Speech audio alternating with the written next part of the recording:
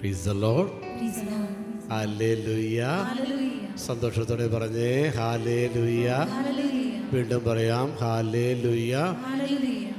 പ്രിയമുള്ളവരെ, കർത്താവ് എല്ലാവരെയും അനുഗ്രഹിക്കും, എല്ലാവരെയും സുഖപ്പെടുത്തും, എല്ലാവരുടെയും പ്രാർത്ഥന കർത്താവ് കേൾക്കും. വിശ്വസിക്കണം, അത് വിശ്വസിക്കണം. നമ്മുടെ കുടുംബങ്ങൾ അനുഗ്രഹിക്കും. നാളെ നേരം വെളുക്കുമ്പോൾ നിങ്ങളുടെ വീട്ടിലേക്ക് സന്തോഷത്തിൻ്റെ അനുഗ്രഹത്തിൻ്റെ വാർത്ത വരും. ഈ രാത്രി അനുഗ്രഹിച്ചതും. Hallelujah, hallelujah.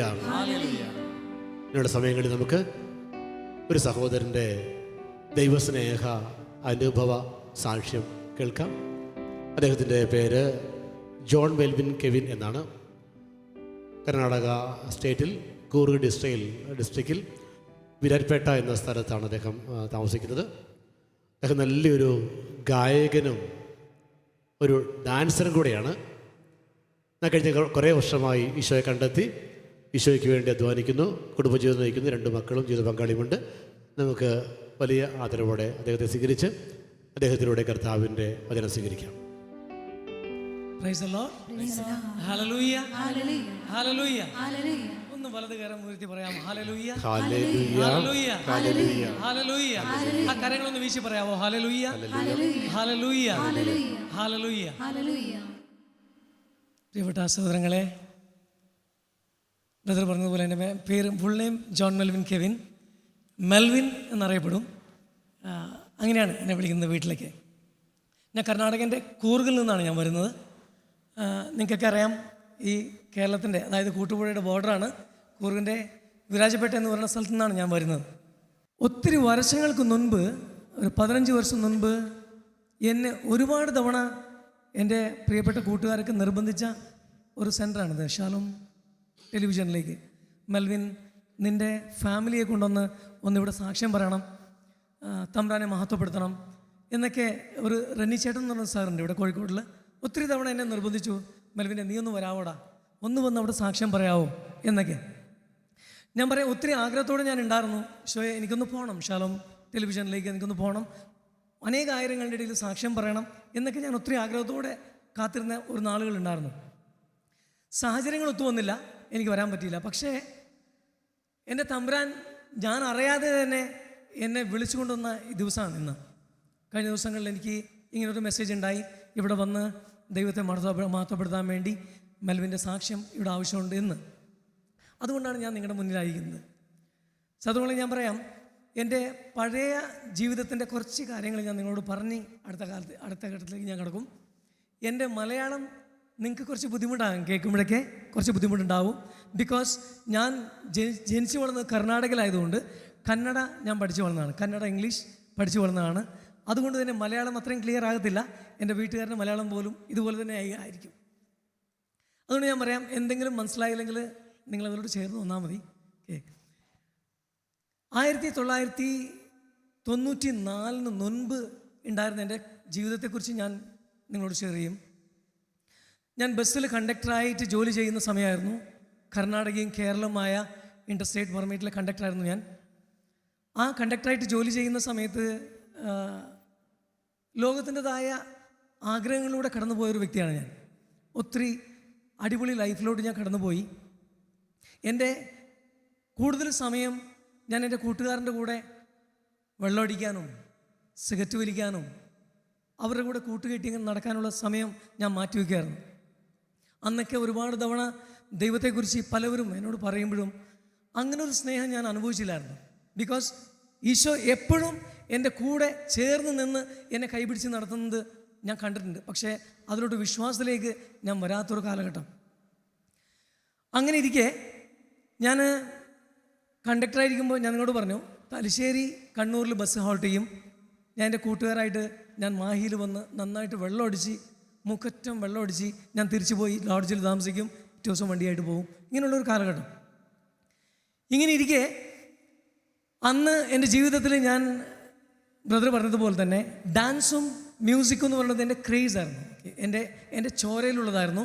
ഇപ്പോഴും അങ്ങനെ തന്നെയാണ്. അന്ന് ലോകത്തിന് വേണ്ടിയായിരുന്നു, ഇന്ന് അതെൻ്റെ ഈശോയ്ക്ക് വേണ്ടിയാണ്. ഇങ്ങനെ ഇരിക്കുന്ന കാലഘട്ടത്തിൽ ഞങ്ങൾ പല സ്ഥലത്തും ഡാൻസ് കോമ്പറ്റീഷന് ഞങ്ങൾ പോകും. ഞങ്ങളുടെ ഒരു ഗ്രൂപ്പ് ഉണ്ടായിരുന്നു, മൂൺ ഗ്രൂപ്പ് എന്ന് പറയുന്ന ഒരു ഗ്രൂപ്പ് ഉണ്ടായിരുന്നു. ഈ ഗ്രൂപ്പ് ഞങ്ങൾ 11 പേരടങ്ങുന്ന ഈ ടീം പല സ്ഥലത്തും ഞങ്ങൾ ഡാൻസ് കോമ്പറ്റീഷനും ഗാനമേളയ്ക്കൊക്കെ ഞങ്ങൾ പോകുമായിരുന്നു. ഒരു തവണ മൈസൂരിലെ കലാമന്ദിർ എന്ന് പറയും, ഒത്തിരി വലിയ പ്രോഗ്രാംസ്, ഫിലിം ഫെസ്റ്റിവലൊക്കെ നടക്കുന്ന ഒരു ഓഡിറ്റോറിയം, മൈസൂർ കലാമന്ദിർ. ഇവിടെ ഒരു വിളി വന്നു ഞങ്ങളുടെ ടീമിന് വേണ്ടി, ഒരു മത്സരത്തിന് വേണ്ടി. അങ്ങനെ അവിടെ പോയി ഞാൻ മത്സരിച്ചപ്പോൾ തമ്പുരാൻ എനിക്ക് ഫസ്റ്റ് പ്രൈസ് നേടി, സ്റ്റേറ്റ് അവാർഡാണ്. ആദ്യത്തെ എൻ്റെ സ്റ്റേറ്റ് അവാർഡ്, ബ്രേക്ക് ഡാൻസിലെ സ്റ്റേറ്റ് അവാർഡ് എനിക്ക് അവിടെ നിന്ന് കിട്ടി. അതിനുശേഷം വീണ്ടും വെരി നെക്സ്റ്റ് ഇയർ മംഗലാപുരത്തെ ടൗൺ ഹാളിൽ വെച്ച് കോമ്പറ്റീഷൻ ഉണ്ടായി. അവിടെയും പോയി തമ്പുരാൻ എനിക്ക് ആദ്യത്തെ പ്രൈസ് തന്നു, ഒന്നാമനായി. രണ്ടാം തവണ 2 പ്രൈസും ഞാൻ സ്വന്തമാക്കി. അങ്ങനെ ഇരിക്കെ ഞങ്ങളുടെ കൂറുകൾ ഞങ്ങൾ തന്നെ ഓർഗനൈസ് ചെയ്തു. ഞങ്ങളുടെ മൂൺ ഗ്രൂപ്പ് ഓർഗനൈസ് ചെയ്ത ഒരു ഡാൻസ് കോമ്പറ്റീഷൻ, അനുഭവ് 94 എന്നുള്ളൊരു ഡാൻസ് കോമ്പറ്റീഷൻ ഞങ്ങൾ ഓർഗനൈസ് ചെയ്തു. ഓർഗനൈസ് ചെയ്യുന്ന ടീമിൽ ആർക്കും ഈ ഡാൻസിൽ പങ്കെടുക്കാനുള്ള അവകാശമില്ല. ബിക്കോസ് അവർ ഫ്രണ്ട്ലി ഡാൻസ് കളിക്കാം, അല്ലാതെ അവർക്ക് മറ്റ് മത്സരത്തിൽ പങ്കെടുക്കാൻ പറ്റത്തില്ല. അതാണ് നിയമം. അങ്ങനെ ഇരിക്കും ഞങ്ങളുടെ കൂട്ടുകാരൊക്കെ ഒത്തിരി ഞങ്ങളെ കാലെ പിടിച്ച് വലിക്കുന്ന, കാരണം എൻ്റെയും അവരുടെയും സ്വഭാവങ്ങളൊക്കെ ഒരുപോലെയാണ്. മറ്റൊരുത്തം മുന്നോട്ട് പോകരുത്, അവനെ കാലെ പിടിച്ച് വലിച്ചിടണം, ഞാൻ മാത്രം. ഇത്ര സ്വാർത്ഥത എൻ്റെ ഉള്ളിലുണ്ടെങ്കിൽ പോലും ദൈവം ഒത്തിരി മനോഹരമായിട്ട് എൻ്റെ ആഗ്രഹങ്ങളെ പൂർത്തീകരിക്കാറുണ്ട്. അങ്ങനെ ആ അനുഭവ് 94-ൽ 68ാമത്തെ ആളായിട്ട് ഞാൻ ജോയിൻ ചെയ്തു. 67 പേരുണ്ടായിരുന്നു. 13 പേര് നിങ്ങൾ കേട്ട് കാണും, കൂർഗിലെ കുശാൽ നഗർ എന്ന് പറയും, ടിബറ്റ് ക്യാമ്പ്, ബൈൽകുപ്പ, ഗോൾഡൻ ടെമ്പിളൊക്കെ ഉള്ള സ്ഥലമാണ്. അവിടുന്ന് ഈ നാഗാലാൻഡീസ് അവർ പോലും 13 പേര് ഇതിൽ മത്സരിക്കാൻ വേണ്ടി ഉണ്ടായിരുന്നു. ഞാൻ പറഞ്ഞതിന് ഉദ്ദേശം അവരൊത്തിരി മനോഹരമായ ഡാൻസേഴ്സാണ്.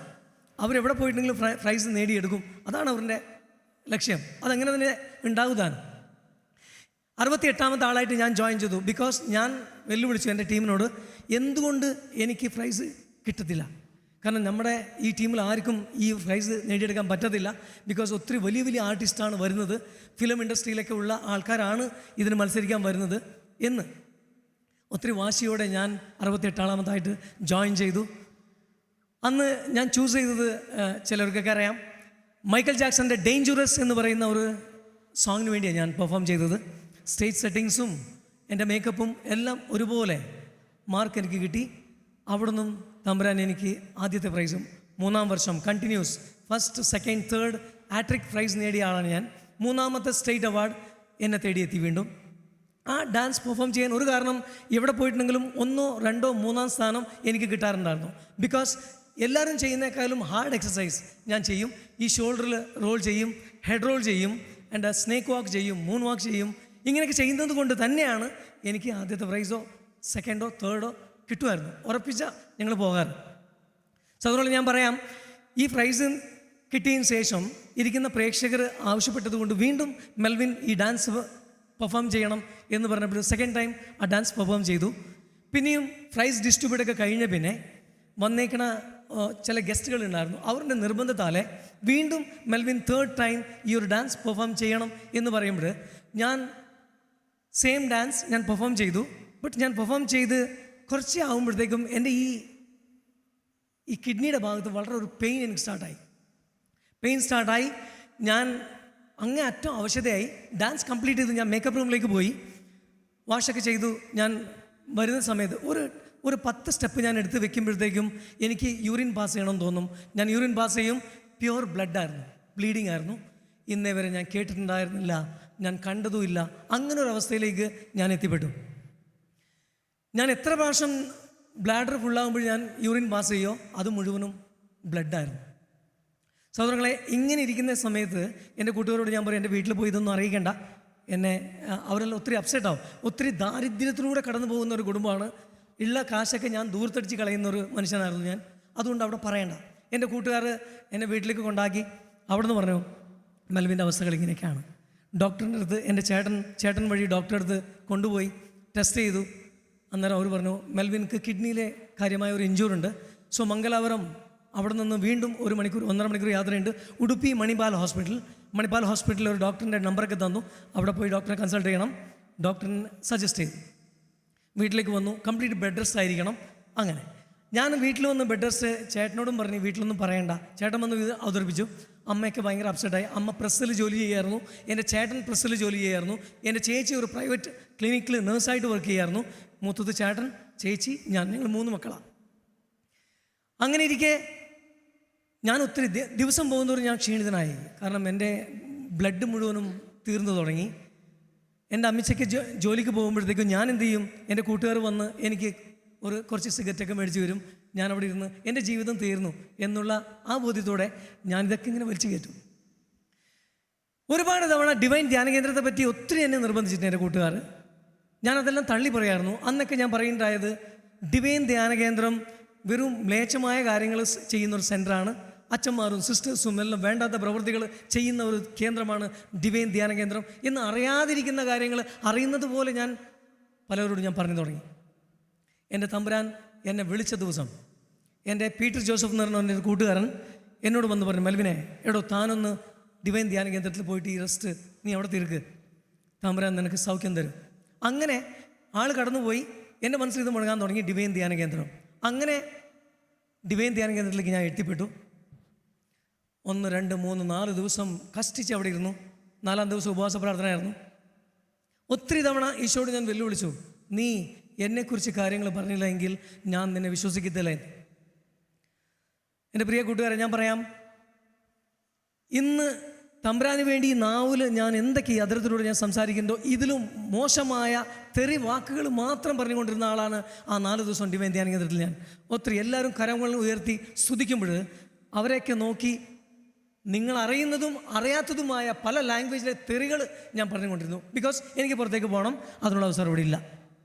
അങ്ങനെ ഇരിക്കെ 4-ാം ദിവസം ഉപവാസ പ്രാർത്ഥന. അന്ന് മരുന്ന് കഴിക്കേണ്ടവർക്ക് കൈ ഉയർത്താൻ പറഞ്ഞു. പലരും കൈ ഉയർത്തി.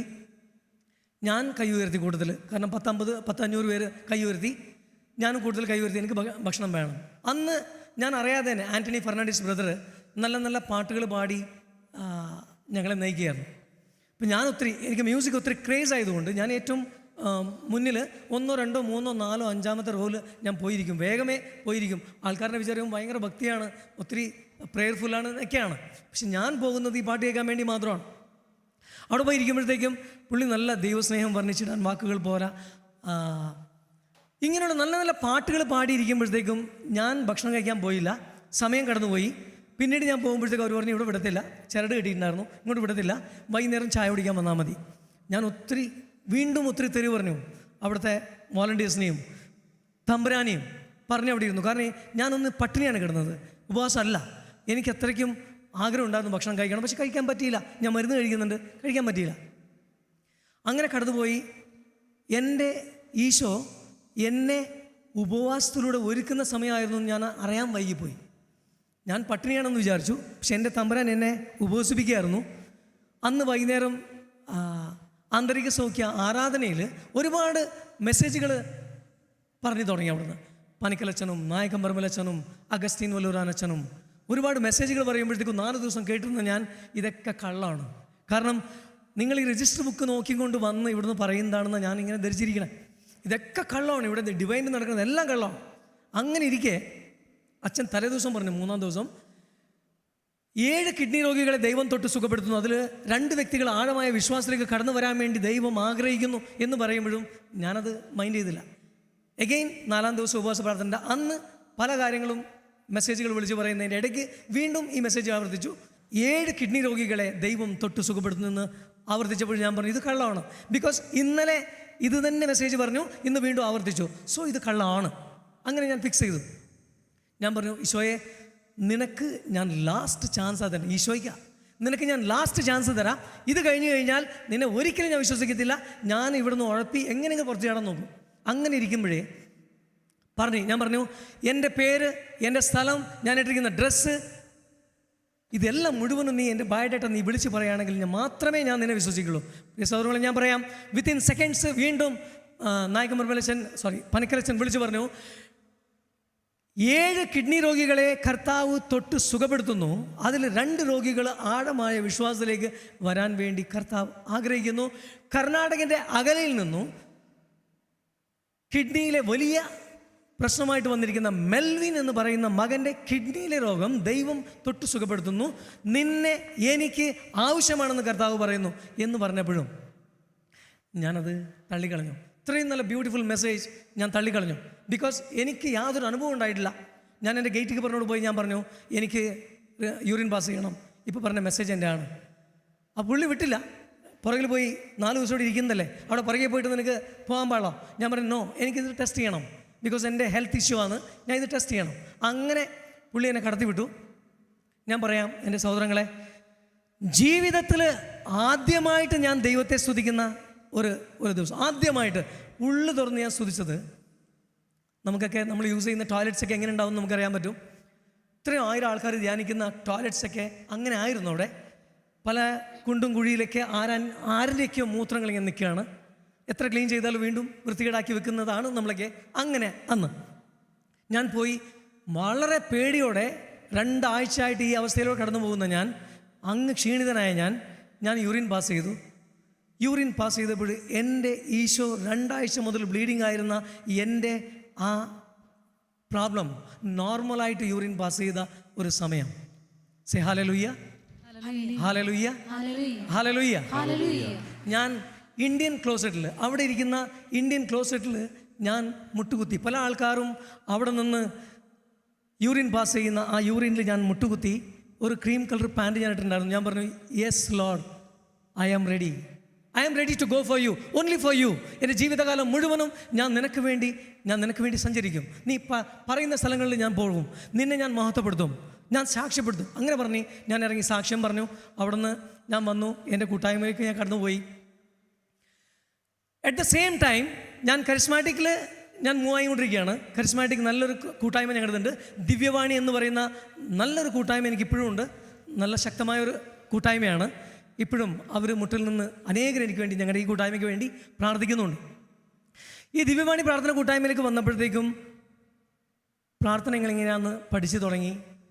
എൻ്റെ ലീഡറായിരുന്ന ജോൺസൺ ചേട്ടനിലൂടെ ഞാൻ പല സ്ഥലത്തും പ്രെയർ ഗ്രൂപ്പിൽ ലീഡ് ചെയ്യാൻ പോയി തുടങ്ങി. അങ്ങനെ കടന്നു പോയിക്കൊണ്ടിരിക്കെ at the same time Jesus യൂത്തിൽ കർത്താവ് എന്നെ വിളിച്ചു. അപ്പോഴും ഞാൻ പറഞ്ഞു ആരുടെ ഇവനൊരു ജീസസ് യൂത്ത്? കാരണം ഇത്രയും നല്ല മനോഹരമായ ഒരു കരിസ്മാറ്റിക് മൂവ്മെൻറ്റ് ഇവിടെ ഉണ്ടാകുമ്പോൾ ഇവനാരുടെ ഒരു ജീസസ് യൂത്ത് എന്ന് എൻ്റെ മനസ്സ്. കാരണം അന്നേ വരെ കേട്ടിട്ടില്ല ജീസസ് യൂത്തിനെ കുറിച്ച്. തലശ്ശേരി സോണിലുള്ള ചില ലീഡർമാർ അവിടെ വന്നു. അവർ ഈ ഒരു മൂവ്മെൻറ്റ് തുടങ്ങും അവിടെ. അതിൽ 6 വ്യക്തികളുണ്ട്. അപ്പോൾ എൻ്റെ കൂട്ടായ്മയിൽ നിന്ന് അവർ ആഗ്രഹിച്ചു മെൽവിനെ വേണം, ബിക്കോസ് മെൽവിന് കുറച്ച് ഭാഷകൾ അറിയും, അതുകൊണ്ട് മെൽവിൻ വേണം. ഞാൻ നോ പറഞ്ഞു. എൻ്റെ ലീഡറിനോട് ഞാൻ പറഞ്ഞു ഞാൻ പോകത്തില്ല, ജോസിനെ പറഞ്ഞയക്കാം അല്ലെങ്കിൽ ജോയിനെ പറഞ്ഞയക്കാം എന്നൊക്കെ പറയുമ്പോഴും ജോൺസൺ ചേട്ടൻ പറഞ്ഞു മെൽവിൻ, നിന്നെയാണ് അവർ ആഗ്രഹിക്കുന്നത്, ഒന്ന് പോയി സഹകരിക്കുക, നീ ജസ്റ്റ് ഒരു റെപ്രസെൻ്റായിട്ട് പോയിക്കോ, തിരിച്ചു വാ, പിന്നെ നീ പോകണ്ട. സഹോദരങ്ങളെ, ഞാൻ അന്ന് പോയി. പെട്ടെന്ന് PC ജോസ് എന്ന് പറഞ്ഞ ഒരു ചേട്ടൻ, ഇരട്ടിയിലെ ചേട്ടൻ ലീഡ് ചെയ്യുന്നു. ചേട്ടൻ പെട്ടെന്ന് പറഞ്ഞു ഇന്ന് ഞങ്ങൾക്ക് വേണ്ടി ഈ കൂട്ടായ്മയിൽ പാട്ടുപാടി സഹായിക്കുന്നത് മെൽവിനാണ്. ഞാനാകെ അന്തരിച്ചു പോയി. കാരണം ഞാൻ അങ്ങനെയുള്ള പാട്ടുകൾ എനിക്കറിയാൻ പാടില്ല. ക്വയറിന് ഞാൻ പാടും, കരിസ്മാറ്റിക്കിൻ്റെ പാട്ടുകൾ 1-2 പാട്ട് പഠിച്ചു തുടങ്ങി. അപ്പോഴാണ് ഈ സംഭവങ്ങൾ. അപ്പോൾ ഈശോ നല്ല ബ്യൂട്ടിഫുള്ളായിട്ടൊരു പ്ലാറ്റ്ഫോം എനിക്ക് ഒരുക്കിയെന്നുള്ളതാണ് സത്യം. ഞാൻ പറയാം, സാഗരങ്ങളെ ശാന്തമാക്കിയോൻ ശക്തനായവൻ കൂടെയുണ്ട്. ഞാൻ ആദ്യം അറിയാവുന്നൊരു പാട്ട് ഞാൻ പാടിയ ശേഷം ഞാൻ വീണ്ടും അടുത്ത ബ്രേക്കിൽ മെൽവിൻ ഒരു പാട്ട് ഞാൻ വീണ്ടും കയറി സാഗരങ്ങളെ. അത് കഴിഞ്ഞ് വീണ്ടും 2-3 തവണ ഞാൻ ഈ പാട്ട് പാടി. അവരെ ബോറടിപ്പിച്ച് ഞാൻ. എന്നിട്ട് ഞാൻ എൻ്റെ കൂട്ടുകാരോടൊക്കെ വന്നിട്ട് എങ്ങനെ ഉണ്ടായിരുന്നു? അവർ പറഞ്ഞു എടാ നന്നായിരുന്നു, പക്ഷെ നീ അത് തന്നെ മാത്രമേ പാടുന്നുള്ളൂ. അങ്ങനെ ബോറടിപ്പിച്ച് ആ ഒരു പ്രോഗ്രാം ഞാൻ തീർത്തു. അവിടെ ഞാൻ പറയാം, ഞാൻ തമ്പുരാനോട് പറഞ്ഞു ഈശോ നിനക്ക് വേണ്ടി ഞാൻ ഒത്തിരി ഓടണം. ഞാൻ കരിസ്മാറ്റിക്കിലോ അല്ലെങ്കിൽ ഇങ്ങനെ മൂവ്മെൻറ്റിലോ വന്നിട്ട് ഫുൾ നെക്ക് കോളറൊക്കെ ഇട്ട് ഔട്ട് ഷർട്ടൊക്കെ ചെയ്ത് പ്രൈസ് ദി ലോർഡ് എന്ന് പറയുന്നൊരു കാറ്റഗറി അല്ല എൻ്റെത്. ബിക്കോസ് ഞാൻ എന്താണോ ആസ് ഇറ്റ് ഈസ്, ഈ ഒരു ലുക്ക് തന്നെ ഞാൻ അന്നും ആസ് ഇറ്റ് ഈസ് ഞാൻ എന്താണോ ഇതിലൂടെ നിന്നെ കൊടുക്കാൻ വേണ്ടി മാത്രമേ ഞാൻ ആഗ്രഹിക്കുന്നുള്ളൂ. ഒരു സ്പെഷ്യലായിട്ട് ഞാനൊന്നും ചെയ്യത്തില്ല. എനിക്ക് സൂട്ടിടാൻ കഴിയുവാണെങ്കിൽ ഞാൻ സൂട്ടിട്ടിട്ട് കർത്താവിനെ കൊടുക്കും. ഇതാണ് എൻ്റെ ആഗ്രഹം. ഞാൻ കർത്താവിനോട് പങ്കുവെച്ചു, ഇതെനിക്ക് ആയിത്തീരണം. Day by day, step by step Eesho എന്നെ ഉയർത്താൻ തുടങ്ങി. ശുശ്രൂഷ മേഖലയിൽ പല ശുശ്രൂഷകരുടെ കൂടെ, പല അച്ഛന്മാരുടെ കൂടെ, ബിഷപ്സിൻ്റെ കൂടെ ഈശോയെ ആരാധിക്കാൻ, മഹത്വപ്പെടുത്താൻ തമ്പുരാൻ എന്നെ കൂട്ടിക്കൊണ്ടുപോയി തുടങ്ങി. അവിടേക്ക് ഞാൻ നോക്കുമ്പോഴത്തേക്കും എൻ്റെ ജീവിതത്തിൽ ഒത്തിരി സൗഖ്യങ്ങൾ കിട്ടിയ ഒരു അനുഭവമാണ്. എൻ്റെ ജീവിതത്തിൽ എൻ്റെ ഫാമിലിയിലുള്ള ആൾക്കാർക്ക് ഒത്തിരി സൗഖ്യത്തിൻ്റെ മേഖലകളിലൂടെ ദൈവം എന്നെ അനുഗ്രഹിച്ച നിമിഷങ്ങളായിരുന്നു. ജെറമിയ 30:17 പറയുന്നു, ഞാൻ നിനക്ക് വീണ്ടും ആരോഗ്യം നൽകും, നിൻ്റെ മുറിവുകൾ സുഖപ്പെടുത്തും, കർത്താവ് അരുളി ചെയ്യുന്നു. ജെറമിയ 30:17, ഞാൻ നിനക്ക് വീണ്ടും ആരോഗ്യം നൽകും, നിൻ്റെ മുറിവുകൾ സുഖപ്പെടുത്തും, കർത്താവ് അരുളി ചെയ്യുന്നു. ഞാൻ എൻ്റെ ഈ വചനം എനിക്ക് വല്ലാണ്ട് എന്നെ സ്ട്രൈക്ക് ചെയ്തു. അപ്പോൾ ആ അനുഭവിച്ചുകൊണ്ടിരിക്കെ ഒത്തിരി സന്തോഷത്തോടെ ഞാൻ തമ്പുരാന് വേണ്ടി പല ഭാഷകൾ ഞാൻ പാട്ട് കമ്പോസ് ചെയ്യാൻ തുടങ്ങി. അങ്ങനെ കന്നഡ, മലയാളം, ഇംഗ്ലീഷ്, ഹിന്ദി, തമിഴ്, കൊങ്കണി, തുളു ആൻഡ് പഞ്ചാബി, ഒറി, ബംഗാളി 10-12 ഭാഷകളിൽ ഈശോ എന്നെ പാടാൻ വേണ്ടി പ്രിപ്പയർ ചെയ്തുകൊണ്ടിരിക്കുന്ന ദിവസങ്ങളായിരുന്നു. 8ാം ക്ലാസ് 2 തവണ ഫെയിലായി, 3ാം തവണ ഗുഡ് ബൈ പറഞ്ഞ് ഇറങ്ങി വന്നവനാണ് ഞാൻ. സ്കൂളിൻ്റെ പടി ഇറങ്ങി നേരെ ചൊവ്വേ big and small letter ABCD അറിയാൻ പാടുള്ളത് എനിക്ക് 2 തവണ 8ാം ക്ലാസ് ഫെയിലായിട്ട് പോലും നേരെ ചൊവ്വേ ഈ ABCD small and big letters എനിക്ക് അറിയാൻ പാടില്ലായിരുന്നു. എൻ്റെ ഈശോ 0 ആയിരുന്ന അവിടെ നിന്ന് എൻ്റെ കൈ പിടിച്ചു ഉയർത്തി ഭാഷകളിലൂടെ കടത്തിക്കൊണ്ടുപോയി. പ്രത്യേകിച്ച് ഇംഗ്ലീഷൊക്കെ ഒത്തിരി ഡിഫിക്കൽട്ടായിരുന്നു എനിക്ക്, ഇപ്പോഴും ഡിഫിക്കൽട്ടാണ്. ബട്ട് ഏത് ക്രൗഡിനിടയ്ക്ക് നിന്നിട്ട് ഇംഗ്ലീഷ് ഹാൻഡിൽ ചെയ്യാനും ഇംഗ്ലീഷ് പ്രോഗ്രാംസ് ചെയ്യാൻ വേണ്ടി തമ്പുരാൻ എന്നെ വളർത്തി തുടങ്ങി. എൻ്റെ ഏറ്റവും മുറിവുകളുള്ള ഒരു മേഖലയായിരുന്നു ഇംഗ്ലീഷ്, ഹിന്ദി. ആ മേഖലയിൽ കർത്താവ് നോർത്തിലേക്ക് കൊണ്ടുപോയി എന്നെ ഒരുക്കാൻ തുടങ്ങി. ഈ ദൈവത്തിൻ്റെ സ്നേഹം അനുഭവിച്ചുകൊണ്ട് തന്നെ എന്നെ ഒത്തിരി സ്ട്രൈക്ക് ചെയ്യുന്ന ഒരു പാട്ടുണ്ട്. റാരീരം പാടി നിന്മേനി തഴുകി കുഞ്ഞെ ഞാൻ നിൻ്റെ കൂടെ ഇരിക്കില്ലേ. നിങ്ങൾക്കറിയാവോ, നിങ്ങളുടെ ലിജോ ബ്രദർ ഇവിടെ നിൽപ്പുണ്ട്. 20 വർഷം മുമ്പ് ഈ പാട്ട് ഞാൻ കേൾക്കുന്നത് ലിജോ ബ്രദറിലൂടെയാണ്. ബാംഗ്ലൂർ വെച്ച് ഞാൻ ഈ പാട്ട് കേട്ടു, എന്നെ ഒത്തിരി സ്ട്രൈക്ക് ചെയ്തു. ഈ പാട്ട് ഞാൻ 4 ഭാഷകളിലേക്ക് മാറ്റി, മൊത്തം 5 ഭാഷകളിലായിട്ട് അത് പാടി. എവിടെ പോയാലും പാടുമ്പോഴത്തേക്കും ദൈവാനുഭവം കിട്ടുന്നത് ജനങ്ങളുടെ ഇടയ്ക്ക് ഞാൻ കാണുന്നുണ്ടായിരുന്നു. ഒത്തിരി സന്തോഷത്തോടെ ഞാനും അതിലോട്ട് ലയിച്ച് നിൽക്കുന്നുണ്ടായിരുന്നു. ബിക്കോസ് അതിൻ്റെ വരികൾ അങ്ങനെയാണ്. നമുക്ക് ജസ്റ്റ് ഒന്ന് ആ പാട്ടൊന്ന് കേട്ടുപോവാം. മനസ്സിൽ ഈശോ ആരാധിച്ചുകൊണ്ടിരിക്കും.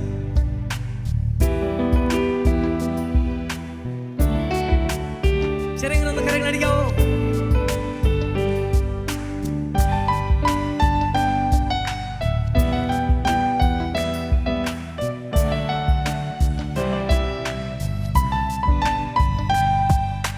റാരീരം പാടി നിന്മേനി തഴുകി കുഞ്ഞേ ഞാൻ നിന്റെ കൂടെ ഇരിക്കില്ലേ. ഓ റാരീരം പാടി നിന്മേനി തഴുകി കുഞ്ഞേ ഞാൻ നിന്റെ കൂടെ ഇരിക്കില്ലേ. തളരുമ്പോഴെല്ലാം നീ കരയുമ്പോഴെല്ലാം, തളരുമ്പോഴെല്ലാം നീ കരയുമ്പോഴെല്ലാം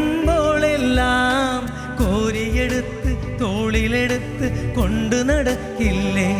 ഓ കോരിയെടുത്ത് തോളിലെടുത്ത് കൊണ്ടു നടക്കില്ലേ. ലോറി സുനാकर तुझको सहलाकर, हे मेरे बच्चे मैं तेरे साथ रहता हूँ. ದೂಗುಳವಾಡಿ ನಿನ್ನನ್ನು ಸವರಿ, ಓ ಮುತ್ತು ಕಂದ ನಿನ್ನ ಜೊತೆಯಲ್ಲಿ ನಾನಿರುವೆ.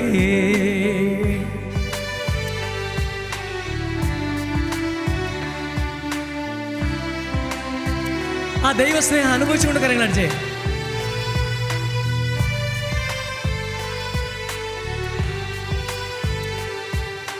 ജീവിതം നിനക്ക് ഭാരമാണോ എന്നോമൽ കുഞ്ഞേ, പാപത്തിൻ്റെ വിലങ്ങ് വീണോ എന്നോമൽ കുഞ്ഞേ.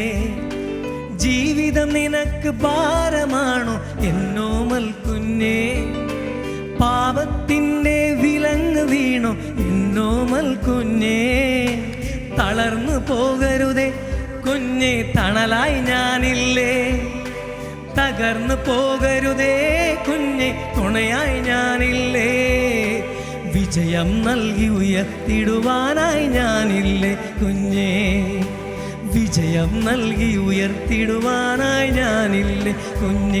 ഓ താളാട്ട് പാടി ഉൺമേനി തഴുവി കണ്ണേ നാനുന്തൻ அருகிலிருக்கின்றேன். சோர்ந்து போகும் நேரம் அழுகின்ற நேரம், சோர்ந்து போகும் நேரம், நீ அழுகின்ற நேரம், கைகள் நீட்டி உன்னை எடுத்து மாரோடனக்கின்றேன். ஓ, கைகள் நீட்டி உன்னை எடுத்து മാറോടണക്കിன்றேன். രാരീരം പാടി നിന്മേനി തഴുകി കുഞ്ഞേ ഞാൻ നിന്റെ കൂടെയിരിക്കില്ലേ. ഏ രാരീരാരും രാരീരാരും രാരീരാരും രാരീരാരീരോ രാരീരാരും രാരീരാരീരോ രാരീരാരോ രാരീരോ. Praise the Lord. ഹല്ലേലൂയ. സന്തോഷത്തോടെ പറയാവോ ഹല്ലേലൂയ? കരങ്ങൾ ഉയർത്തി പറഞ്ഞേ hallelujah, hallelujah. Praise the Lord. യാ സഹോദരങ്ങളെ, ഇവിടെ ഞാൻ ബൈബിൾ കൊട്ടേഷൻസ് ഇവിടെ നോക്കി പറയാൻ ഒരു കാരണമുണ്ട്. ഞാൻ നിങ്ങളോട് പറഞ്ഞു മലയാളം എനിക്കറിയാൻ പാടില്ല. അത് തന്നെ ഞാൻ കന്നഡയിലാണെങ്കിൽ ഞാൻ നിങ്ങളോട് പറയും, ഇത് നോക്കി തന്നെ പറയണം. 2 കൊരിന്തോസ്കാർക്ക് എഴുതിയ ലേഖനം 5:17, ക്രിസ്തുവിൽ ആയിരിക്കുന്നവൻ പുതിയ സൃഷ്ടിയാണ്, പഴയത് കടന്നുപോയി, ഇതാ പുതിയത് വന്നു കഴിഞ്ഞു. എൻ്റെ ജീവിതത്തിൽ പഴയതെല്ലാം കടന്നുപോയി, പുതിയതിലേക്ക് ഈശോ എന്നെ നയിച്ചുകൊണ്ടിരിക്കുന്ന സമയം, ഒത്തിരി മനോഹരമായിട്ട് ഈശോ എന്നെ നടത്തിക്കൊണ്ടിരിക്കുന്ന സമയത്ത് തന്നെ ഞാൻ പറയാം, പല പല ഗ്രൂപ്പുകളിലും പല പല മിനിസ്ട്രീസിലും മൂവ്മെൻറ്റിലും കർത്താവ് എന്നെ കൊണ്ടുപോകാൻ തുടങ്ങി. എവിടേക്കോ കൊമ്പുകളൊക്കെ മുളച്ചപ്പോഴും അതൊക്കെ മുറിച്ച് മാറ്റി ഈശോ വീണ്ടും വെട്ടി ഒരുക്കുന്ന സമയങ്ങൾ ഞാൻ അനുഭവിച്ചു തുടങ്ങി. ഇതല്ല ജീവിതം, മറ്റൊന്നാണ്. അതല്ല ജീവിതം, ഇതാണ്. അങ്ങനെ മാറി മാറി ഓരോ ശുശ്രൂഷകളിലൂടെയും ദൈവം എന്നെ വഴി നടത്താൻ തുടങ്ങി. ഞാൻ പറയാം, ഒരു 3 വർഷം ഒത്തിരി ആഗ്രഹത്തോടെ കാത്ത് ഒരു ജീവിത പങ്കാളിക്ക് വേണ്ടി ഞാൻ പ്രാർത്ഥിച്ചിട്ടുണ്ടായിരുന്നു.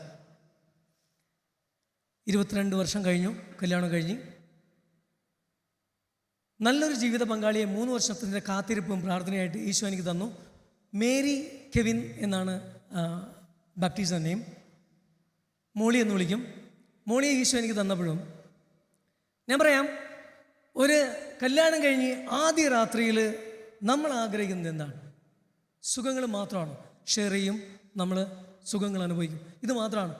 ഞാൻ പറയട്ടെ, എൻ്റെ ഈശോയ്ക്ക് വേണ്ടി അന്നത്തെ രാത്രിയിൽ ഞങ്ങളുടെ ഫസ്റ്റ് നൈറ്റ് എന്ന് പറയുന്നത് ഈശോയെ ഷെയർ ചെയ്യുന്നതാണ്.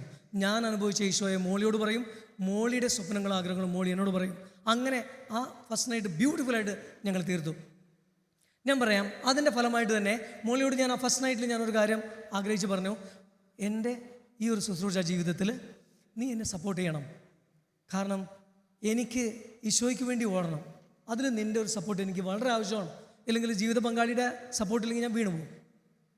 സാധാരണ ഞാൻ പറയാം, ഒരു പക്ഷേ ഞാനൊരു 20% 50% ഞാൻ മോളിയോട് ആവശ്യപ്പെട്ടതെങ്കിലും ഇന്ന് എൻ്റെ മോളി എൻ്റെ കൂടെ ചേർന്ന് നിന്നുകൊണ്ട് 101% എന്നെ സപ്പോർട്ട് ചെയ്തുകൊണ്ടിരിക്കുക.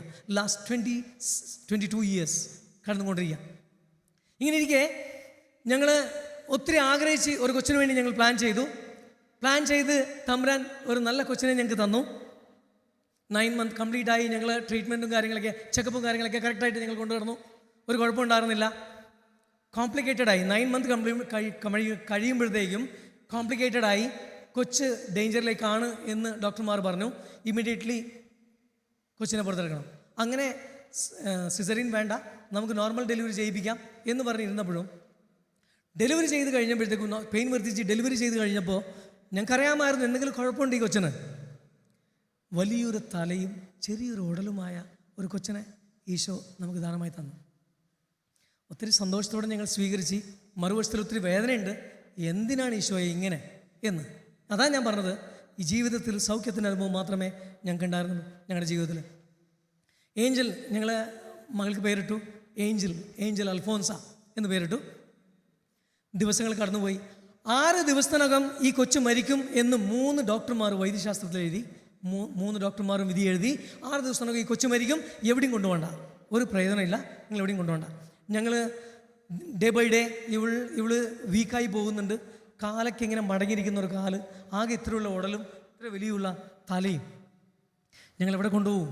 തമ്പുരാനോട് മാത്രം പറഞ്ഞ്, നീയാണ് വൈദ്യൻ, മരുന്നോ ലേപനമോ ഒന്നല്ല, നിൻ്റെ വചനമാണ് സൗഖ്യപ്പെടുത്തുന്നത്. അവിടത്തോട് മാത്രം ഞങ്ങൾ പറഞ്ഞു, ഈ കൊച്ചിനെ ഞങ്ങൾക്ക് മതി, ഈ കൊച്ച് ഇങ്ങനെ ഉണ്ടെങ്കിൽ കുഴപ്പമില്ല, ഞങ്ങൾക്ക് ഇങ്ങനെ വേണം, ഈ കൊച്ച് ഒരിക്കലും നഷ്ടപ്പെടാൻ പാടില്ല, ഞങ്ങൾക്ക് ഇങ്ങനെ മതി, ഇനിയൊരു കൊച്ചുങ്ങൾ ഞങ്ങൾക്ക് വേണ്ട. സഹോദരൻ, ഞാൻ പറയാം, ഞങ്ങളുടെ കൂട്ടുകാർ വഴി ഏറ്റവും, ഞാൻ ആ ഹോസ്പിറ്റലിൻ്റെ പേര് ഞാൻ പറയുന്നില്ല, ബിക്കോസ് അതിൽ ചില സീക്രട്സ് ഉണ്ട്, അതുകൊണ്ട് ഞാൻ പറയുന്നില്ല. ഇന്ത്യയിൽ ഏറ്റവും അറിയപ്പെടുന്ന ഫേമസ് ആയിട്ടുള്ള ഒരു ഹോസ്പിറ്റലിലേക്ക് ഞങ്ങൾ എത്തിപ്പെട്ടു.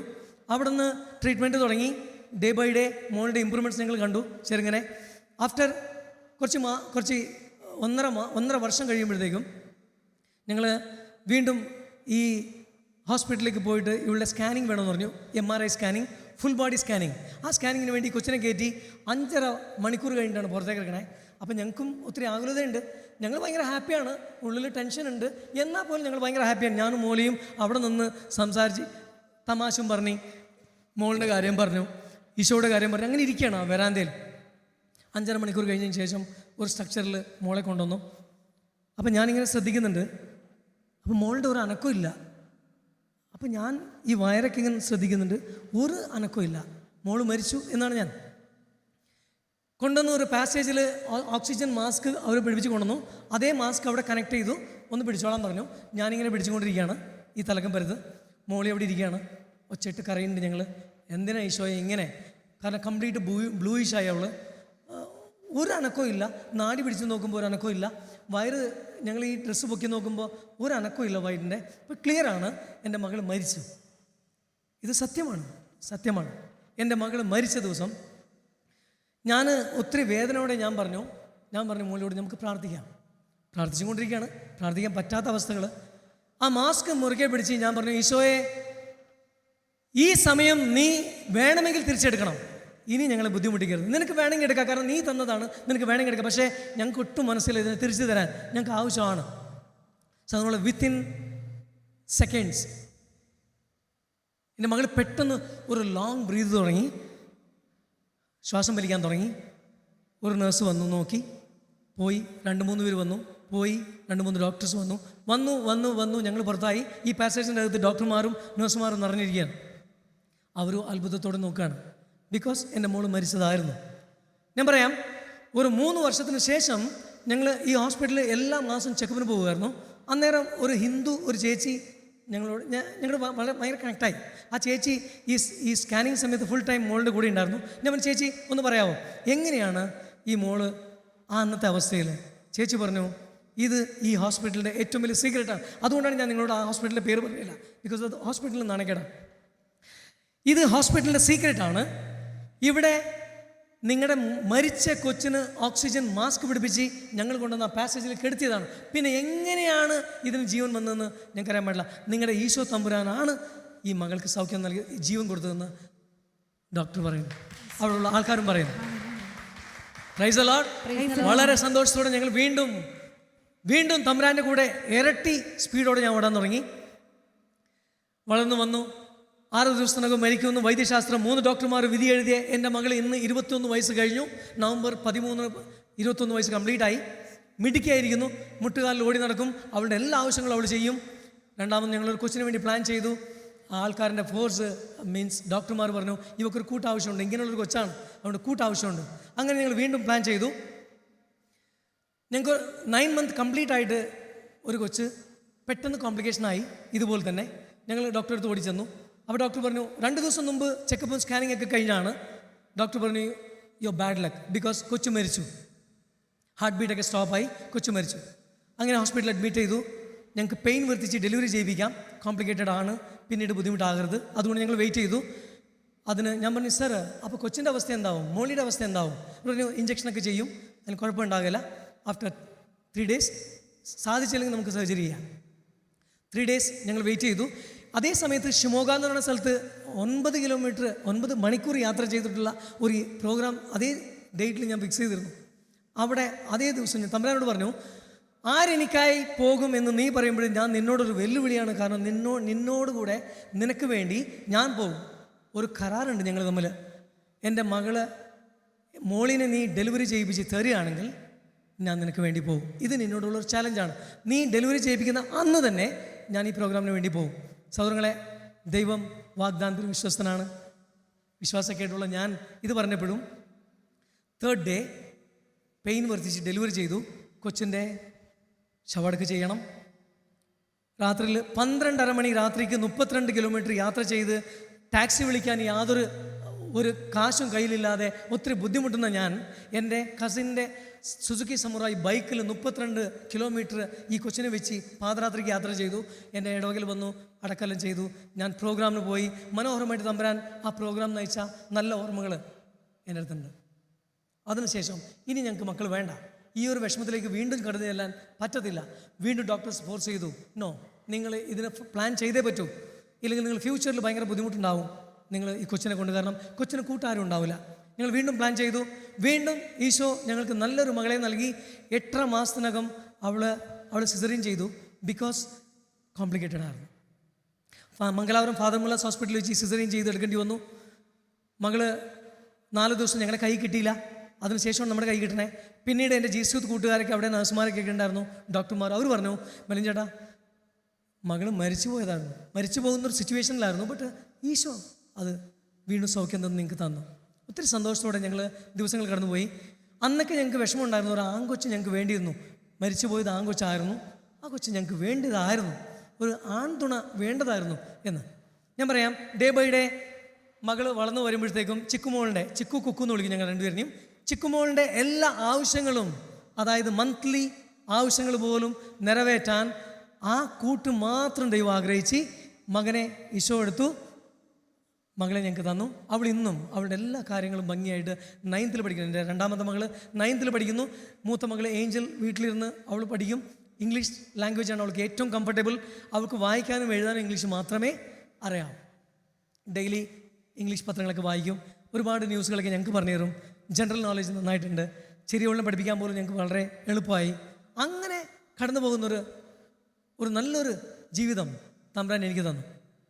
ഞാൻ പറയാം, ഇവിടെയൊക്കെ ഞങ്ങൾ കടന്നു പോകുന്ന സമയത്തെല്ലാം ഒത്തിരി കണ്ണീരോടെ, ദൈവമേ നിനക്ക് വേണ്ടി ഒട്ടും പുറകോട്ടാകാതെ ഓടാനുള്ള നല്ല മനസ്സ് ഞങ്ങൾക്ക് നൽകണം എന്ന് പറഞ്ഞ് മുന്നോട്ട് പോകുമ്പോഴും എവിടെ ഇടറി വീഴാത്ത രീതിയിൽ ഒത്തിരി പ്രശ്നങ്ങളും പ്രതിസന്ധികളും മാത്രമേ എൻ്റെ ജീവിതത്തിൽ ഉണ്ടായിട്ടുള്ളൂ. ഇപ്പോഴും അങ്ങനെ തന്നെയാണ്. പക്ഷെ ഇതൊന്നും ഞങ്ങളെ തടുക്കാൻ ഇന്ന് വരെ സാധിച്ചിട്ടില്ല. തമ്പുരാന് വേണ്ടി ഓടാൻ തുടങ്ങി ഞങ്ങൾ. കുറച്ച് ഒരു 8 വർഷം മുമ്പ് എൻ്റെ വൈഫിന് പെട്ടെന്ന് ഒരു സ്പൈനലിൻ്റെ പ്രോബ്ലം വന്നു.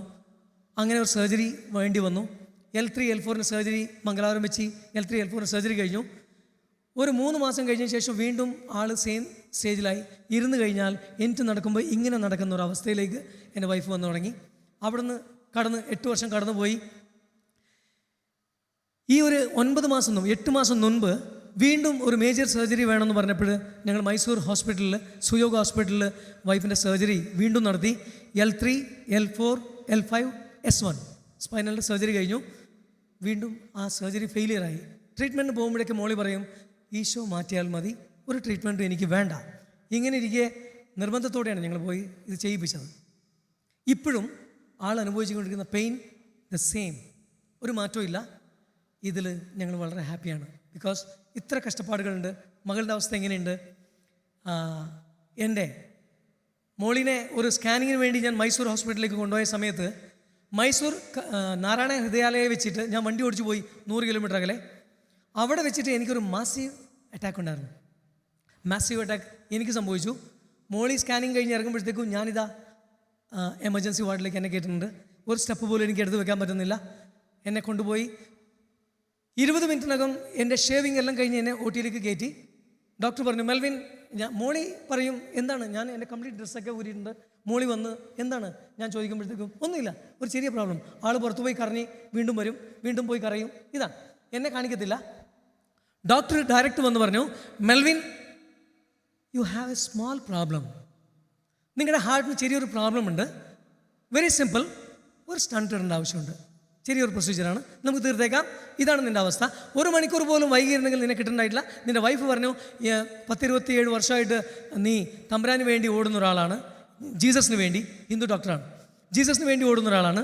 അതുകൊണ്ട് ഇന്ന് നിന്നെ ഇവിടെ എത്തിച്ചത് നിൻ്റെ വൈഫിൻ്റെ സ്കാനിങ്ങിന് വേണ്ടിയല്ല, മറിച്ച് നീ ബോംബെ, അടിമാലി, ബാംഗ്ലൂർ 3 പ്രോഗ്രാമിന് ഫിക്സ് ആയിരുന്നു ഞാൻ 9 ദിവസം. അതൊക്കെ മാറ്റി വെച്ചിട്ട് അതിന് മുമ്പ് ഇത് തീർക്കാൻ വേണ്ടിയാണ് പോയത്. നിന്നെ ഇതിനു വേണ്ടിയാണ് നിൻ്റെ ജീസസ് ഇവിടെ കൊണ്ടുവന്നത്, നിൻ്റെ ഈ ഒരു അവസ്ഥയ്ക്ക് വേണ്ടിയാണ്. എൻ്റെ സ്റ്റണ്ടിങ് കഴിഞ്ഞു. എൻ്റെ തുടയിൽ കൂടി 2 സ്റ്റണ്ടും കയ്യിൽ 1 സ്റ്റണ്ടും എനിക്ക് കയറ്റി 3 സ്റ്റണ്ടും ഇട്ട് അവർ പറഞ്ഞയച്ചു. 4.5 മാസം നീ എവിടെയും പോകരുത്, ഒരു സ്റ്റേജ് പെർഫോമൻസ് ചെയ്യരുത്, ഒരു പാട്ടും പാടരുത്, ഹൈ നോട്ടുകൾ പാടരുത്, ഒത്തിരി റെസ്ട്രിക്ഷൻസ് എനിക്ക് തന്നു. എന്നെ തിരിച്ചു വിട്ടു. ഞാൻ പറയാം സഹോദരങ്ങളെ, കണ്ണൂർ സോണിലെ ഒരു ക്രൗഡ്, ഒരു വലിയൊരു ക്രൗഡ് ലീഡ് ചെയ്യാൻ വേണ്ടി അവിടുത്തെ ഒരു അച്ഛൻ എന്നെ വിളിക്കുകയുണ്ടായി. അച്ഛനക്ക് എൻ്റെ അവസ്ഥകളൊന്നും അറിയാൻ പാടില്ല. പക്ഷേ അച്ഛൻ വിളിച്ചു, ഈ കാര്യങ്ങൾ പറഞ്ഞു. ഞാൻ പറഞ്ഞു, അച്ഛൻ ഞാൻ വൈകിട്ട് പറയാം. ഞാൻ പ്രാർത്ഥിച്ച് എൻ്റെ ഫാസ്റ്റ് അച്ഛനുണ്ട്, ഫാദർ ജോസ് തച്ചിൽ, അച്ഛനോട് ഞാൻ പറഞ്ഞു, എൻ്റെ കൂട്ടായ്മയോട് ഞാൻ പറഞ്ഞു. അവരൊക്കെ പറഞ്ഞു, മെൽവിൻ ഞങ്ങൾ പ്രാർത്ഥിക്കാം, നീ ഡിസിഷൻ എടുക്കുക എന്ന്. അച്ഛനും വിളിച്ച് പറഞ്ഞു, മെൽവിൻ ധൈര്യമായിട്ട് പോയിക്കോ, ഞാൻ പ്രാർത്ഥിച്ചോളാം. ഞാൻ പ്രാർത്ഥിക്കുമ്പോഴത്തേക്ക് എനിക്ക് ഗ്രീൻ സിഗ്നൽ തന്നു കർത്താവ്. ഞാൻ ആ പ്രോഗ്രാമിന് ഞാൻ പോയി. 1.5 മാസം തികയുന്നതിന് മുൻപാണ് ഈ ഒരു പ്രോഗ്രാം. 4.5 മാസം അടങ്ങിയിരിക്കാൻ പറഞ്ഞു. ഞാൻ പോയി. ഒത്തിരി മനോഹരമായിട്ട് ഡാൻസും പാട്ടുമായിട്ട് യൂത്തിനെ നയിക്കാൻ വേണ്ടി തമ്പുരാൻ എന്നെ അനുവദിച്ചു. ഒത്തിരി മനോഹരമായിട്ട് എന്നെ കർത്താവ് സൗഖ്യപ്പെടുത്തിക്കൊണ്ടിരിക്കുന്ന സമയം. അതിനുശേഷം അടുപ്പിച്ച് കണ്ടിന്യൂസ് ആയിട്ട് ഞാൻ പ്രോഗ്രാമിന് പോയിക്കൊണ്ടിരിക്കുക. എനിക്ക് യാതൊരു ബുദ്ധിമുട്ടും ഇന്ന് വരെയും ഉണ്ടായിട്ടില്ല. ഓൺ സ്റ്റേജിൽ ഞാൻ ഒത്തിരി സ്ട്രെയിൻ ആവും, അല്ലാതെ മറ്റൊരു ബുദ്ധിമുട്ടും എനിക്കുണ്ടായിരുന്നില്ല. എൻ്റെ ഈശോ ഇത്ര മനോഹരമായിട്ട് എന്നെ നടത്തിക്കൊണ്ടിരിക്കുന്ന നിവസ്ഥകളെക്കുറിച്ചാണ് ഞാൻ നിങ്ങളോട് പറഞ്ഞത്. ഇവിടെ ഈ അവസ്ഥയിലൂടെ ഞാൻ കടന്നു പോകുമ്പോഴും ദൈവത്തിന് ഒന്നും അസാധ്യമല്ല എന്നുള്ള വചനം എൻ്റെ മനസ്സിലേക്ക് വന്നു. ലൂക്ക 1:37. ദൈവത്തിന് ഒന്നും അസാധ്യമല്ല. ഒരു സ്വന്തമായിട്ടൊരു വീടില്ല. ഒത്തിരി കണ്ണീരോടെ ഞാൻ പ്രാർത്ഥിക്കുന്നുണ്ടായിരുന്നു, എനിക്കൊരു വീടില്ല. 4 മുതൽ 2 ഷീറ്റുള്ള വീട് ഞങ്ങൾക്ക് വേണം. എൻ്റെ ചിക്കുമോൾ നേരെ മറിച്ച് ഇങ്ങനെ പ്രാർത്ഥിക്കും, ചിക്കുമോൾക്ക് വേണ്ടി ഈശോയെ ഓടി നടക്കാൻ നല്ലൊരു ഭവനം വേണം എന്ന് പ്രാർത്ഥിച്ചു. ഓടി നടക്കാൻ നല്ലൊരു ഭവനം ദൈവം തന്ന് ഞങ്ങൾ അനുഗ്രഹിച്ചു. സ്വന്തമായിട്ടൊരു വണ്ടിയില്ല, മകളുടെ വെയിറ്റ് കൂടി വരുന്നു, അവളെ എടുത്തുകൊണ്ട് പോകാൻ ബുദ്ധിമുട്ടാകുന്നുണ്ട് ചില സ്ഥലങ്ങളിൽ. അതുകൊണ്ട് തന്നെ ദൈവത്തോട് പറഞ്ഞു, ഈശോയെ ഞങ്ങൾക്കൊരു നല്ല വണ്ടി വേണം, ഞങ്ങൾക്കൊരു വണ്ടി വേണം മോൾക്ക് വേണ്ടി. അങ്ങനെ വണ്ടിക്ക് വേണ്ടി പ്രാർത്ഥിച്ചപ്പോഴത്തേക്കും 7 വർഷം മുൻപ് ഒരു ക്രിസ്മസിന്, ഈശോയെ എൻ്റെ ഈ ക്രിസ്മസിന് പുതിയ വണ്ടിയായിട്ട് എനിക്ക് പോകണം. ഈ ഒരു കുർബാനയ്ക്ക്, പാതിര കുർബാനയ്ക്ക് 24-ാം തീയതി എൻ്റെ മുറ്റത്ത് പുതിയ വണ്ടി വന്നു നിന്നു. ദൈവത്തിൻ്റെ വലിയ കൃപകൾ ഞങ്ങളുടെ മേൽ വർഷിക്കാൻ തുടങ്ങി. ദൈവത്തിന് അസാധ്യമായി ഒന്നുമില്ല എന്നുള്ളത് എൻ്റെ ജീവിതത്തിൽ വീണ്ടും വീണ്ടും ഈശോ പ്രകടിക്കുകയായിരുന്നു. ഈ ഒരു ദൈവത്തിൻ്റെ കരങ്ങളിലാണ് ഞാൻ എന്നുള്ള ബോധ്യം ചിലപ്പോഴൊക്കെ ഞാൻ മറന്നു പോകുമ്പോഴും എൻ്റെ ചില കൂട്ടുകാർ, ഒത്തിരി കൂട്ടുകാർ എനിക്കുണ്ട്. അതിലൊരാൾ എൻ്റെ കൂടെ വന്നിട്ടുണ്ട് ഇവിടെ, ബിനോഷ് എന്നാണ് പുള്ളിയുടെ പേര്. ഞങ്ങൾ ഈ കൂട്ടായ്മയിലൊക്കെ വിളിച്ച് പറയും എൻ്റെ ആവശ്യങ്ങളൊക്കെ. അവിടെയൊക്കെ എന്നെ ബലപ്പെടുത്താൻ വേണ്ടി എൻ്റെ ജീസൂത്ത് ഫാമിലി, എൻ്റെ കരിസ്മാറ്റിക് ഫാമിലി, എൻ്റെ ക്രിസ്ത്യൻ മിനിസ്ട്രി, ഞാൻ പോകുന്ന മിനിസ്ട്രി മൂവ്മെൻറ്റ്സ് എനിക്ക് വേണ്ടി ചുറ്റും നിന്ന് പ്രാർത്ഥിക്കാൻ അവർ കൂടെ നിന്ന് എന്നെ സഹായിക്കാറുണ്ട്. അതുകൊണ്ട് തന്നെയാണ് ഇന്നും ഈ ഒരു സ്ഥലത്ത് വന്ന് നിങ്ങളുടെ മുന്നിൽ ഒരു ചെറിയ സാക്ഷ്യം അവതരിപ്പിക്കാൻ എനിക്കൊരവസരം ഉണ്ടായത്. ഞാൻ പറയാം, ഇവിടെ ഒത്തിരി വ്യക്തികളെ ഞാൻ കാണാറുണ്ട്. ശുശ്രൂഷയ്ക്ക് വേണ്ടി ഇറങ്ങി പുറപ്പെട്ട അനേക ശുശ്രൂഷകർ പ്രത്യേകിച്ച് തളർന്ന് വീണ് കിടക്കുന്നത് ഞാൻ കാണുന്നുണ്ട്. അവരൊക്കെ ഞങ്ങൾ സാധിക്കുന്ന രീതിയിൽ ഞങ്ങൾ സപ്പോർട്ട് ചെയ്യാറുണ്ട്. എങ്കിൽ പോലും ഒത്തിരി വ്യക്തികൾ എല്ലാം വാഗ്ദാനം ചെയ്ത് അവരുടെ ജീവിത സാഹചര്യം എങ്ങനെ ആയിപ്പോയി തളർന്ന് കിടക്കുന്നുണ്ട്. അവരോടാണ് എനിക്ക് പറയാനുള്ള ഈ ഒരു മെസ്സേജ്. ഇവിടെ ഇരിക്കുന്ന വ്യക്തികൾക്കും തമ്പുരാന് വേണ്ടി ഞങ്ങൾ എടുത്തു വെക്കുന്ന ഒരു സ്റ്റെപ്പ് ഉണ്ടല്ലോ, it's very difficult. It's very very difficult. തമ്പുരാന് വേണ്ടി ഞാൻ എൻ്റെ കള്ളുകുടി ഞാൻ മാറ്റാം, എൻ്റെ പുകവലി ഞാൻ മാറ്റാം, ഇങ്ങനെയുള്ള ദുശീലങ്ങൾ മാറ്റാൻ ഒത്തിരി പ്രയാസമുണ്ട്. പക്ഷെ തമ്പുരാന് വേണ്ടി ഞങ്ങൾ എടുത്തു വെക്കുന്ന ഒരു സ്റ്റെപ്പ് ഉണ്ടല്ലോ, ഇറ്റ്സ് വെരി ഡിഫിക്കൾട്ട്. ഒരു സ്റ്റെപ്പ് എടുത്തു വെക്കുകയെങ്കിൽ ദൈവം 99 സ്റ്റെപ്സും ഞങ്ങളുടെ ജീവിതത്തിൽ എടുത്തു വെക്കുന്നത് പിന്നീട് ഈശോയാണ്. ഒന്നും നോക്കേണ്ട ആവശ്യമില്ല. ഞാൻ 27 വർഷമായിട്ട് ഞാൻ അനുഭവിച്ചുകൊണ്ടിരിക്കുക ഈ സ്നേഹം. ഞാൻ എടുത്തു വെച്ച ഒരു സ്റ്റെപ്പ്, എൻ്റെ പുകവലി മാറാൻ, എൻ്റെ കള്ളുകുടി മാറാൻ ഒന്ന് പ്രാർത്ഥിച്ച് ഈശോയോട് വാഗ്ദാനം ചെയ്തു, നോ, ഇനി മേലാൽ ഞാൻ ഇത് തൊടത്തില്ല. 27 വർഷമായിട്ട് അവനെ ഞാൻ തള്ളി പറഞ്ഞയച്ചു. ഒരിക്കലും എൻ്റെ ജീവിതത്തിലേക്ക് പിന്നീട് അത് തിരിച്ചു വന്നില്ല. എനിക്ക് വീണു പോകുന്ന ശുശ്രൂഷകരോടും വീണു പോകുന്ന നമ്മളോടൊക്കെ എനിക്ക് പറയാനുള്ളത് ഇതാണ്, ദൈവത്തിൻ്റെ കരങ്ങളാണെന്നുള്ള ബോധ്യം നമുക്ക് എപ്പോഴും ഒരു ബോധ്യം വേണം. ഞാൻ ദൈവത്തിൻ്റെ കരങ്ങളിലാണ്. ഒരു റിറ്റോ എന്ന് പറയുന്ന എൻ്റെ ഒരു സഹോദരൻ എന്നോടൊരു കാര്യം പറഞ്ഞു, ഒരു ദൈവകാര്യം. അത് ഞാൻ എപ്പോഴും ഓർത്ത് ക്രൗഡിൻ്റെ അടുത്ത് ഞാൻ പറയാറുണ്ട്. ഞങ്ങളുടെ മുന്നിൽ അനേക മുൾച്ചെടികളും മുള്ളുകളും ഞങ്ങളുടെ മുന്നിലുണ്ട്. ഞങ്ങൾ ഒത്തിരി ഭയത്തോടെ അവിടെ ചവിട്ടി പോകാറുള്ളത്. പക്ഷേ അവിടെയൊക്കെ ഞങ്ങൾ മറന്നു പോകുന്നു, നമ്മുടെ തമ്പുരാൻ്റെ കരങ്ങൾ അവിടെയുണ്ട്. ആ മുള്ളിലും മുൾച്ചെടിക്കും മേളിൽ എൻ്റെ ഈശോയുടെ കരങ്ങളുണ്ട്. ആ ഈശോയുടെ കരങ്ങൾക്ക് മേലാണ് ഞാൻ നിൽക്കുന്നത്. വളരെ സുരക്ഷിതയോടെ, വളരെ സേഫായിട്ടാണ് ഞാനും നിങ്ങളും നിൽക്കുന്നത്. അതുകൊണ്ട് തന്നെ പതറിപ്പോകാതെ, ഇടറിപ്പോകാതെ ഏത് പ്രതിസന്ധിയിൽ പോലും ഈശോയ്ക്ക് വേണ്ടി yes lord I am ready. എൻ്റെ ജീവിതത്തിലും എൻ്റെ കുടുംബജീവിതത്തിലും എൻ്റെ ശുശ്രൂഷ ജീവിതത്തിലും നിനക്ക് വേണ്ടി ഞാൻ തയ്യാറാണ്, ഓടും എന്നുള്ള ബോധ്യത്തോടെ ആ ഒരു ആത്മവിശ്വാസത്തോടെ ഞങ്ങൾക്ക് ഞങ്ങളുടെ പടികളെടുത്ത് ചവിട്ടാം. ദൈവത്തിൻ്റെ വലിയ കരസ്പർശനം ഞങ്ങൾ അനുഭവിക്കാൻ തുടങ്ങും. ദൈവത്തിൻ്റെ വലിയ സൗഖ്യാനുഭവം നമ്മുടെ കുടുംബത്തിലുണ്ടാവും. ഒത്തിരി പേര് ഇന്ന് നോക്കി എന്നെ അതിശയത്തോടെ നോക്കുന്നുണ്ട്. മെൽവിനെ, ഞങ്ങൾക്ക് സ്വന്തമായിട്ടൊരു വീടില്ല, ഒത്തിരി കാശുണ്ട്, സ്ഥലമുണ്ട്, സ്വന്തമായിട്ടൊരു വീടില്ല. നിനക്ക് കാശും ഇല്ല, സ്ഥലവും ഇല്ല, പക്ഷെ നിനക്ക് മനോഹരമായ വീട് കർത്താവ് തന്നു. എൻ്റെ കുടുംബത്തിൽ പോലും വളരെ അതിശയത്തോടെ എൻ്റെ ഫാമിലിയെ നോക്കി നിൽക്കുന്നുണ്ട്. ഇതിനെല്ലാം കാരണം ദൈവത്തിൻ്റെ കരസ്പർശനം ഉണ്ടായതുകൊണ്ട് മാത്രമാണ്. ഞങ്ങൾ എപ്പോഴും പറയും, ദൈവമേ നീ എൻ്റെ കരങ്ങൾ കോർത്ത് പിടിക്കണമേ, എന്നെ വഴുതി വീഴാൻ ഇടവരുത്തരുതേ എന്ന്. അവിടെ ഞാനൊന്ന് കൂട്ടിച്ചേർക്കാൻ ആഗ്രഹിക്കുക നിങ്ങളോട് പറയാൻ. ഞങ്ങൾക്കൊരു ധൈര്യമുണ്ട്, ഞാൻ ഈശോയുടെ കരങ്ങൾ മുറുക്കി പിടിച്ചിട്ടുണ്ട്. അത് എപ്പോൾ വേണമെങ്കിലും സ്ലിപ്പാകാം. ബിക്കോസ് ഞാനാണ് പിടിച്ചിരിക്കണേ, ബലഹീനനായ ഞാനാണ് ഈശോയുടെ കരങ്ങൾ പിടിച്ചിരിക്കണേ. അവിടെ നമുക്കൊന്ന് കൂട്ടി ചേർക്കാം. ഈശോയെ, നിൻ്റെ കരങ്ങൾ എൻ്റെ കരങ്ങൾ മുറുകെ പിടിക്കണം. നിൻ്റെ കരങ്ങളാൽ എൻ്റെ കരം നീ മുറുകെ പിടിക്കണം. നീ പിടിച്ചു കഴിഞ്ഞാൽ ഒരു കാലത്തും ഇത് വിട്ടുപോകില്ല, ഇത് സ്ലിപ്പാകത്തില്ല. ബിക്കോസ് അത് നീയാണ് പിടിച്ചിരിക്കണേ. ഞാൻ പിടിക്കുമ്പോഴെവിടേക്കോ എൻ്റെ ബലഹീനതയിൽ ഞാൻ വീണു പോകും. പക്ഷെ നീ പിടിച്ചാൽ ജീവിതത്തിൽ മുഴുവനും ഞാൻ വിജയങ്ങൾ മാത്രമേ കാണുള്ളൂ. Say praise the Lord. Hallelujah, hallelujah, hallelujah. ഒരു നിമിഷം നമുക്ക് കണ്ണുകൾ അടയ്ക്കാം സഹോദരങ്ങളെ. നമ്മുടെ രണ്ട് കരങ്ങളും നെഞ്ചോട് ചേർത്ത് വയ്ക്കാം. കരങ്ങൾ നെഞ്ചോട് ചേർത്ത് വെച്ച് കണ്ണുകൾ അടയ്ക്കാം. ഈശോയെ, ആഴത്തിൽ എന്നിൽ നീ ഇറങ്ങി വരണമേ കർത്താവേ. എൻ്റെ ജീവിതത്തിൻ്റെ ആഴങ്ങളിലേക്ക് നീ ഇറങ്ങി വരണം കർത്താവേ. ഈശോയെ, നിനക്ക് വേണ്ടി അനേകരുടെ മുന്നിൽ പോയി ഞാൻ സാക്ഷ്യം പറയാൻ, എൻ്റെ ജീവിതം ഒരു സാക്ഷ്യമായി തീർക്കാൻ, ആയിരങ്ങൾക്ക് നിൻ്റെ സ്നേഹം പകർന്നു കൊടുക്കാൻ ഈശോയെ നീ എന്നെ അവിടുന്ന് ഒരുക്കണമേ, അനുഗ്രഹിക്കണമേ എന്ന് ഈ ഗാനത്തിൻ്റെ ഈരടികളോട് ചേർന്ന് ദൈവത്തോട് നമുക്ക് പ്രാർത്ഥിക്കാം.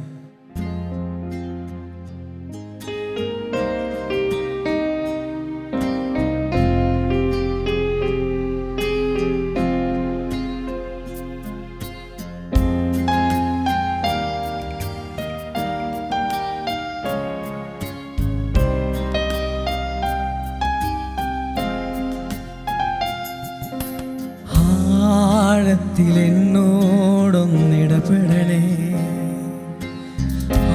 ആത്മാവിലെന്നോടും ഇടപെടണേ, ആഴത്തിലെന്നോടും ഇടപെടണേ, ആത്മാവിലെന്നോടും ഇടപെടണേ.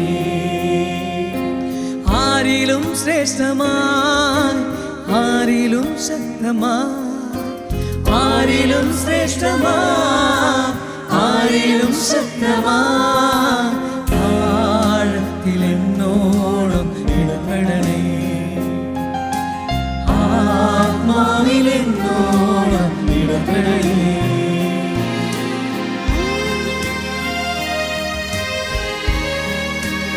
ഈശോയെ, ഇരിക്കുന്ന നമ്മുടെ ഓരോരുത്തരുടെയും ദൈവമേ ഈ സാക്ഷ്യം കേട്ട് ഈ നൈറ്റ് വിഷനിൽ കൂടിയിരിക്കുന്ന ഓരോ മക്കളുടെ അവരുടെ ജീവിതത്തിലേക്ക് നീ കടത്തി തരണമേ ഈശോയെ. ശക്തമായ ദൈവാനുഭവം കർത്താവേ ഈ ഒരു കൂട്ടായ്മയിലൂടെ നീ നൽകണമേ. ലോകത്തിലെ അവിടെ ആഗ്രഹിക്കുന്ന മക്കളുടെ ഇടയിൽ പോയി നിന്റെ സ്നേഹം പകർന്നു കൊടുക്കാൻ ഈശോയെ ആഴത്തിൽ എൻ്റെ ഉള്ളിൽ വന്ന് നീ പകരണമേ ഈശോയെ എന്ന് പറഞ്ഞു.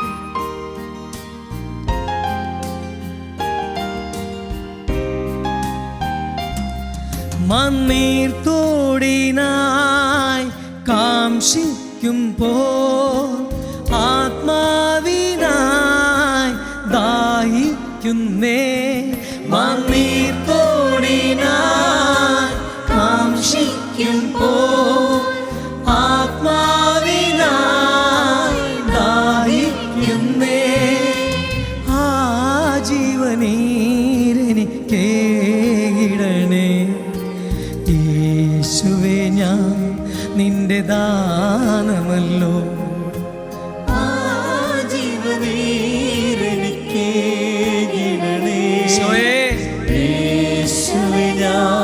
നിന്റെ ദാനമല്ലോ. ആരിലും ശ്രേഷ്ഠമായി, ആരിലും ശക്തമായി, ചേർന്ന് പറയാവോ, ആരിലും ശ്രേഷ്ഠമായി, ആരിലും ശക്തമായി, ആഴത്തിൽ എന്നോടും ഇടപെടണേ,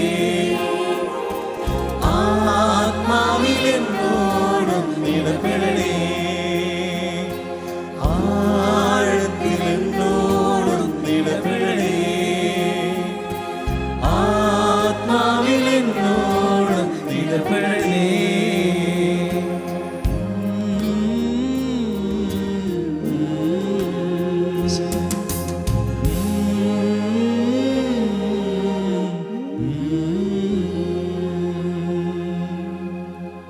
Praise the Lord. Hallelujah. ഒരിക്കൽ കൂടി കരങ്ങളൊന്ന് ഉയർത്താവോ? ഹല്ലേലൂയ. വലത് കൈ നന്നായിട്ട് ഉയർത്തി പറഞ്ഞേ ഹല്ലേലൂയ. കരങ്ങൾ ഒരിക്കൽ കൂടി വീശി പറഞ്ഞേ ഹല്ലേലൂയ, ഹല്ലേലൂയ, ഹല്ലേലൂയ. കരങ്ങളടിച്ച് നമുക്ക് നന്ദി പറയാം ബ്രദറിന്. കരങ്ങളടിച്ച് സന്തോഷത്തോടെ